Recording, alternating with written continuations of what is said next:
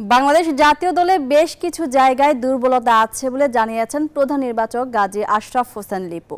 এদিকে বিশ্বকাপের আগে দল ছন্দে ফিরবে বলেও বিশ্বাস করেন তিনি। র্যাঙ্কিংয়ে ১৯ নম্বর দল যুক্তরাষ্ট্রের কাছে হারের পর হতাশ প্রধান নির্বাচক গাজী আশরাফ হোসেন লিপু। এমন পারফরমেন্সের ব্যাখ্যা জানা নেই তার। টপ অর্ডার বারবার ব্যর্থ হচ্ছে, হতাশার গল্প লিখছে। প্রধান নির্বাচক জানান বেশ কিছু জায়গায় ক্রিকেটারদের ঘাটতি আছে। একটা দুটো বিচ্ছিন্ন পারফরমেন্সের থেকে দল হারলেও যদি দলগত পারফরমেন্সটা ভালো হয়, প্রত্যেকটা ডিপার্টমেন্ট ওয়াইজ যেটা এক্সপেক্টেড ছিল সেই জিনিসটা ক্লিক করছে না, সেই জন্যই আই থিঙ্ক দুশ্চিন্তার কারণটা একটু বেশি। দলের দুর্বলতা অনেক জায়গায়।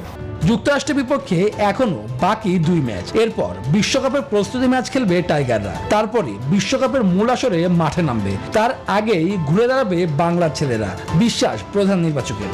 রাইট জায়গায় যদি আমাদের ফর্মে পিকটা ফেরত পাই বা সে পিকে থাকতে পারি, আই উইল বি হ্যাপি।